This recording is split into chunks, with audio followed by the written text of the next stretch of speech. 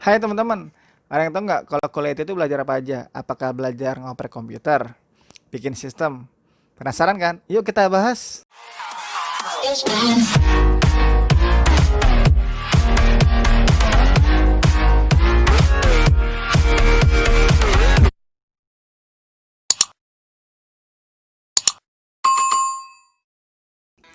Hai, kembali lagi bersama saya dosen Wisnu. Kali ini kita akan membahas hal-hal apa saja yang teman-teman akan dapatkan bila teman-teman kuliah di IT.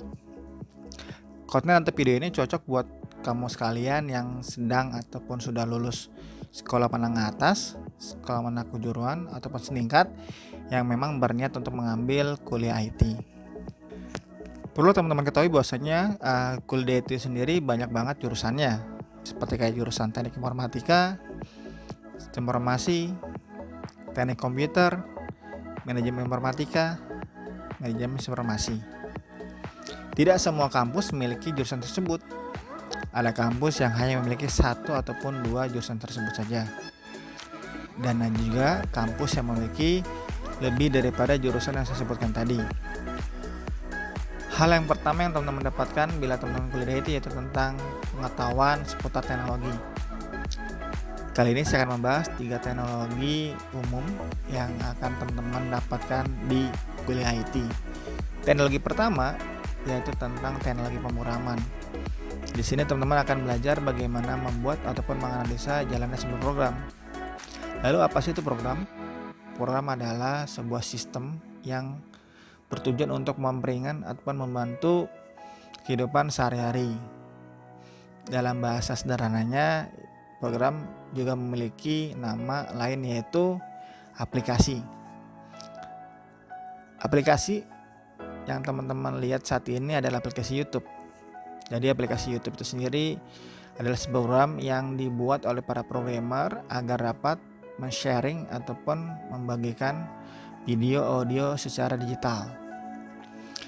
Pasti teman-teman juga punya banyak aplikasi yang terinstall di handphone ataupun smartphone kalian, seperti aplikasi Instagram, Twitter, Facebook, WhatsApp, Telegram, dan sebagainya.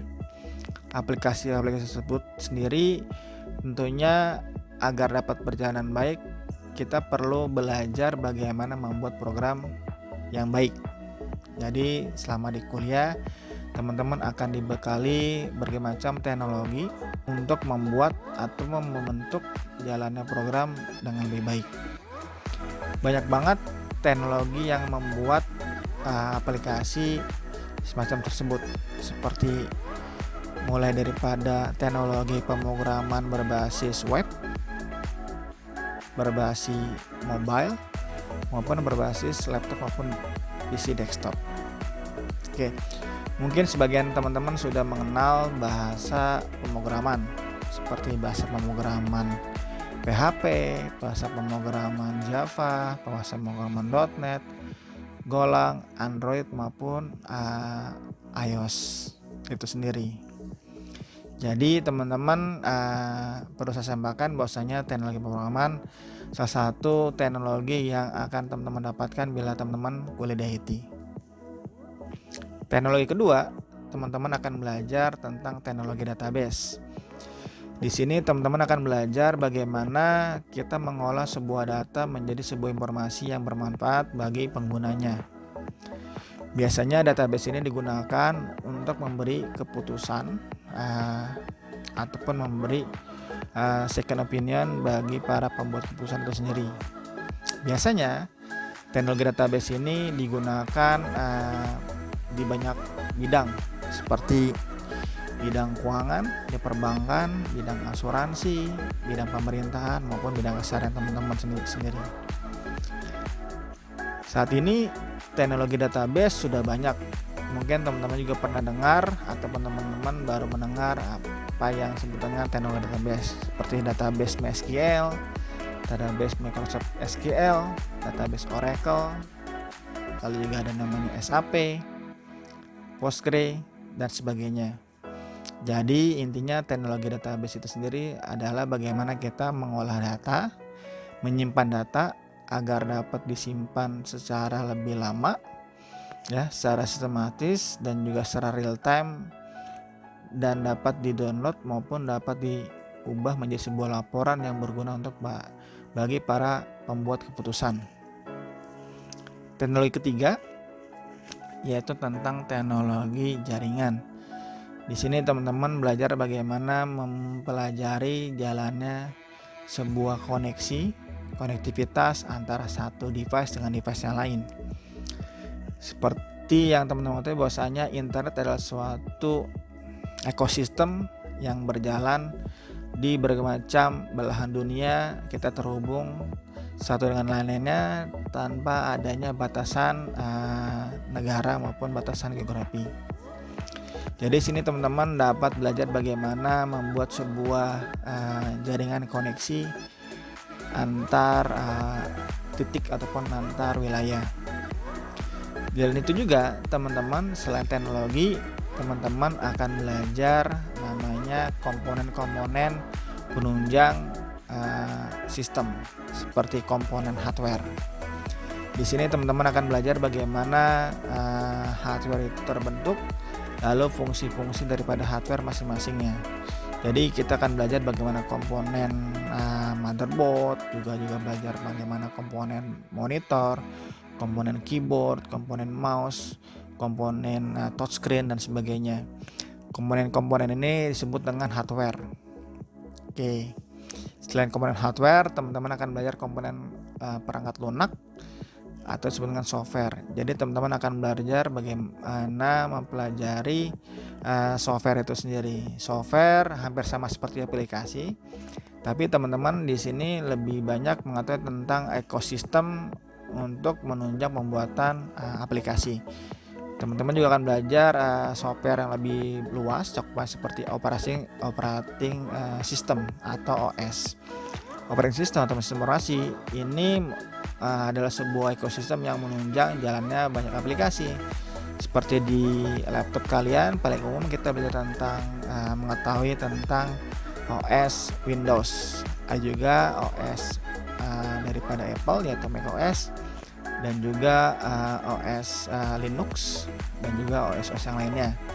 Yang terkini kita mengetahui bahwasanya OS tersebut sudah mengalami banyak perubahan, ya dari versi yang lama hingga versi terbaru. Oke. Nah, selanjutnya teman-teman tidak hanya belajar tentang IT saja, tapi juga teman-teman belajar penunjang IT itu sendiri, maupun bagaimana teman-teman belajar mata kuliah yang mendukung mata kuliah IT. Salah satunya yang terpenting teman-teman akan belajar tentang bahasa Inggris. Jadi kenapa sih teman-teman akan belajar bahasa Inggris? Karena hampir keseluruhan teknologi yang kita pelajari berasal daripada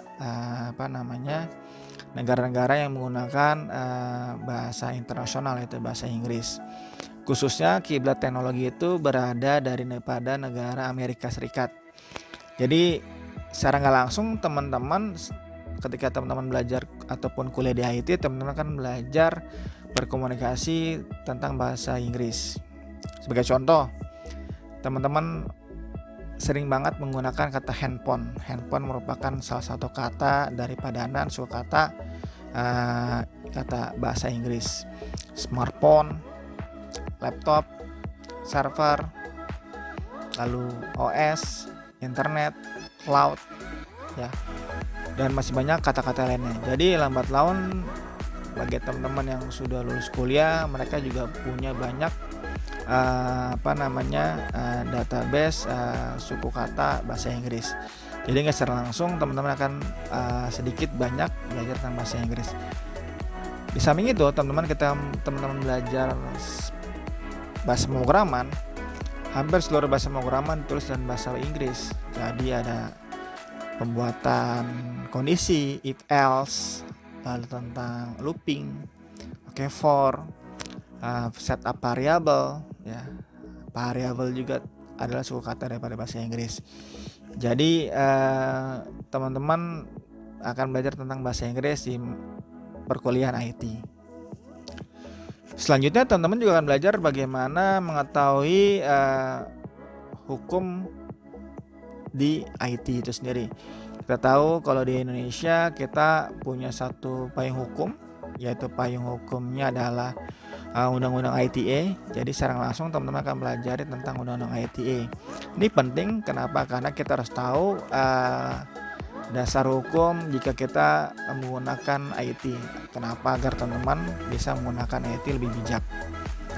Selain itu teman-teman juga akan belajar tentang hak intelektual di dunia IT. Kita tahu bahwasanya sering banget terjadi pembajakan sebuah aplikasi, juga pembajakan sistem, terus juga terjadinya sengketa di dunia IT tentang hak cipta dan sebagainya. Jadi teman-teman juga belajar tentang haki. Nah, selain itu teman-teman juga akan belajar tentang logika dasar. Nah, ini yang penting banget teman-teman. Jadi logika dasar ini akan ditunjang dengan mata kuliah yang berkaitan dengan logika, seperti mata kuliah matematika. Pada dasarnya itu sendiri ada 3 tahapan. Ya, tahapan pertama yaitu tahapan input, tahapan kedua proses, tahapan ketiga output. Jadi input, proses, output. Jadi sebagai contoh, ketika kita input sesuatu hal diproses, maka kita harus berpikir bagaimana kita menghasilkan proses ataupun output B.